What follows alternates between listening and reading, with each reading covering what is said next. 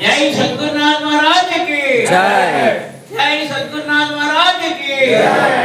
गुरुर्ब्रह्मा गुरुर्विष्णुः गुरुर्देवो महेश्वरः गुरु साक्षात् परब्रह्म तस्मै श्री गुरवे नमः।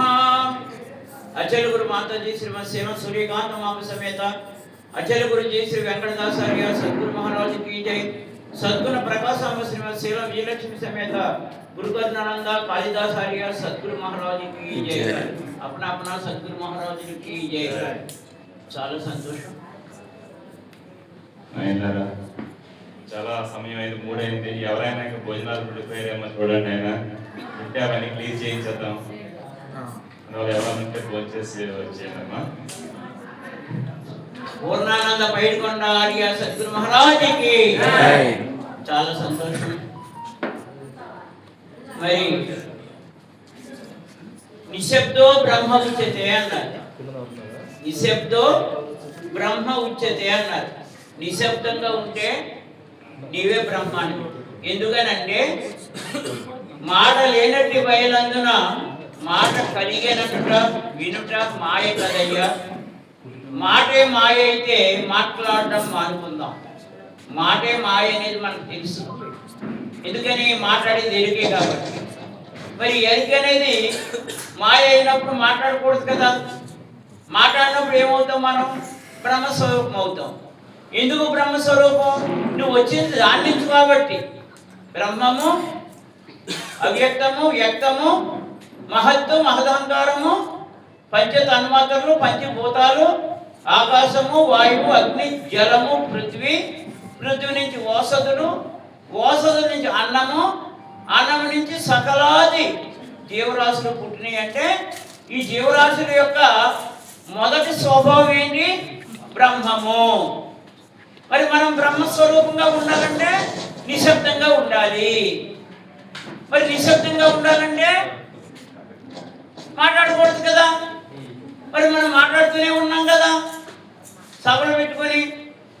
మరి ఏ రకంగా దీని అంతరార్థం తీసుకోవాలని అంటే శ్రీకృష్ణుడు అస్కలిత బ్రహ్మచారి. ఎనమండగర భార్యలు ఉన్నారు. ప్రద్యుమ్నుడు అని, సాంబుడు అని కొడుకులు పుట్టారు. సంసారం చేశాడు.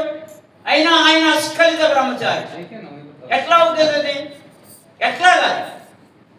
పిల్లలు పుట్టినోళ్ళు, సంసారం చేసినోడికి ఇదే మాటని సత్యమామ అడిగింది ఒకసారి. ఓహో అలాగా, అయితే నీకు తెలియజెప్తాను చూడని. అక్కడ సాందీపుల వారు, మా గురువుల వారు ఉన్నారు కదా, ఆ అరణ్యంలో తపస్సు చేసుకుంటూ ఉంటున్నాడు. ఆయనకి మీ యనమాండకులు కలిసి ఆహార పదార్థాలు తీసుకుని వెళ్ళమని చెప్పాడు. వీళ్ళు తీసుకుని వెళ్తుంటే మధ్యలో ఒక ఏరు ఉంటుంది. మరి దాన్ని ఎలా దాటాలి స్వామి అని అడుగుతాడు. శ్రీకృష్ణుడు అస్కలత బ్రహ్మచారి మా భర్త అయినట్లయితే దారి మన అడగండి ఇస్తుందన్నాడు. ఇది ఎక్కడ గొడవ? ఇప్పుడు ఆడవాళ్ళు అయితే తిరిగేసి కొడతారు తెలియదు. కానీ వాళ్ళు మహాపతివ్రతలు కాబట్టి నమ్మి ఏం చేశారు? అట్లాగే అన్నారు. మా శ్రీకృష్ణుడు అస్కలత బ్రహ్మచారి దారిచ్చింది. వీళ్ళు గురుగారి దగ్గరికి వెళ్ళిపోయారు. ఈ యనమాండకులు తీసుకెళ్ళిన ఆహార పదార్థాలను తినేసి, మహానుభావ ఇప్పుడు మేము ఎలా వెళ్ళాలి, ఆ నది ఎలా దాటాలని అడిగితే గురువు గారు నిత్య ఉపాస్య అయినట్లయితే దారి ఇవ్వుగాక అని అడగమన్నారట. ఇప్పుడే కదా మా ఎదురుగుండగా ఈయన తిన్నాడు. ఈ నిత్య ఉపాస్య దీని కూడా అని అడగాలా అని అనుకున్నారు. కానీ పైకి అనరు. మరి అదే విధంగా వీళ్ళు దాటి వచ్చేసారు. వచ్చిన మళ్ళీ సత్యభామ అడిగింది, ఆయన ఎలా నిత్య ఉపాస అయ్యాడు, నీవెలాగా అస్కలిత బ్రహ్మచారి అయ్యేవాడు అని అంటే సమయం వచ్చిన వాళ్ళు చెప్తానన్న. ఒక రాజుగారు విందుకు పిలిచారు వీళ్ళందరినీ. వెళ్ళారు. వెళ్ళిన తర్వాత శ్రీకృష్ణుడు చెప్పాడు అక్కడ రాణులకి, మా సత్యభామాదేవిని తీసుకెళ్ళి గదిలో కూర్చోబెట్టి ఆహార పదార్థాలన్నీ పెట్టండి అని ఒక ఉపాయం చెప్పాడు. ఈవిని తీసుకెళ్ళి గదిలో కూర్చోబెట్టారు. మరి అమ్మ నీకు పెట్టిన ఆహార పదార్థాలన్నీ తినాలి. తిన్న తర్వాత ఏ పదార్థాలు నువ్వు తిన్నావు, ఏమి ఏ రుచిగా ఉన్నాయి, ఇవన్నీ నాకు చెప్పాలన్నా. ఓ అదెంత పని అన్నది ఆవిడ. అలా కాదు, మరి ఆ పైన చూడు, వెంట్రుకంత వాసి తాడుతోటి ఒక కత్తిని కట్టాం. నీవు ఆ కత్తి వంకే చూసుకుంటూ ఈ ఆహార పదార్థాలన్నీ తినాలి.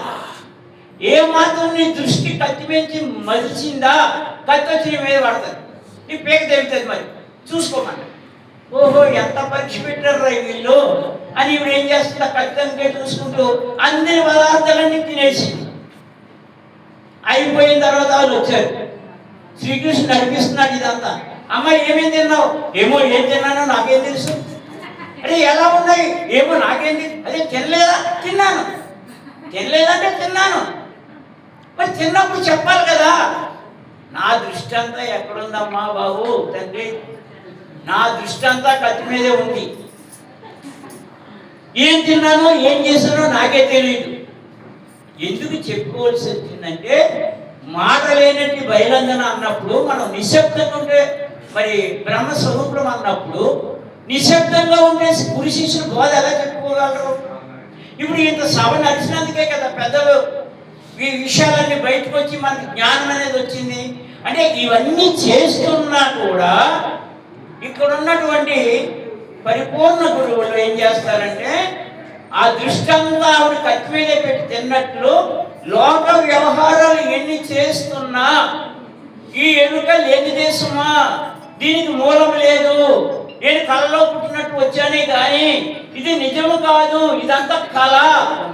చెప్పారు కదా పెద్దలు, ఇదంతా కలసుమా అనేటువంటి విషయంలోనే ఆ కృష్ణుడు అస్కలిత బ్రహ్మచారి అయ్యాడు. ఆయనేమో నిత్య ఉపాస అయ్యాడు. ఇక్కడ అచుల గురువులు కూడా పరిపూర్ణులు అయ్యి ఉంటారు ఎప్పుడు ఈ రకంగా ప్రవర్తన చేసినప్పుడు. అంతేగాని నేనేదో పెద్ద గురువుని ఇందాక ఆయన అన్నాడు, అసలు బోధాచార్య పెంపెళ్ళ గడ్డి కేంద్ర రాష్ట్ర సమాజం అధ్యక్షుడు అన్నారు. ఎవరు అధ్యక్షుడు? నేను కలలో లాంటి నేను పుట్టనే లేదన్నప్పుడు నామకాహం వ్యవహరించుకుంటుంటాం. ఇక్కడ వచ్చి గురువులను కూర్చున్న వాళ్ళందరూ నామకాహం వ్యవహరించుకుంటున్నాం. కానీ ఇక్కడ ఎలా ఉండాలి? ఎప్పటికీ నేను పుట్టనే లేదు, కళ్ళలో దోషులు లాంటి వాడిని, అంతే, ఏమీ లేదు. ఎందుకని ఇక్కడ భాగవత కృష్ణ దేశ కేంద్రులు కూడా కందార్థం ఇచ్చారు. ధ్వని మొదలు తన్మాత్రలు కనుగొనగా లేశమైనా కనిపించని చోటును బట్ట బయలుగా కానీ, బట్ట బయలు అంటే పరిపూర్ణం. ఎలా ఉంటుందంటే అది ధ్వని మొదలగు అంటే శబ్ద స్పర్శ రూప రస గంధాలు ఉండవు, అది పరిపూర్ణంగా ఉండవు. మరి మన అందరికీ ఉన్నాయి కదా, శబ్దం ఉంది, స్పర్శ ఉంది, రూపం ఉంది, రసం ఉంది, గంధం ఉంది. మరి ఇవన్నీ ఉన్నప్పుడు మనం పరిపూర్ణం ఎలా అవుతాం? వీటిని వాడుకుంటున్నా మన పరిపూర్ణమే. ఎందుకంటే ఇక్కడ శబ్దం చేయకపోతే కుదరదు, తినకపోతే కుదరదు, గురి శిష్యులు బోధ చెప్పుకోవాలి, శరీరం నిలబడి తినాలి. ఇవన్నీ చేస్తున్నా ఇక్కడ పరిపూర్ణంగానే ఉండాలని అంటే మళ్ళీ అదే స్థితి. ఇది పుట్టనే లేదు, 3 మంత్రాల్లో రహస్యాన్ని, ఇది పుట్టనే లేదు, నేను మూలమే లేదు, నేను కళలో దోషులు లాంటి, ఇదంతా ఒక కళ అంతే. ఈ కళ ఉందనుకుంటున్నాను, భ్రాంతి రహితమే అసలు గురు సాంప్రదాయము. చక్కగా ఇంత మించి చాలు చెప్పుకునేది. జై సద్గురునాథ్ మహారాజుకి.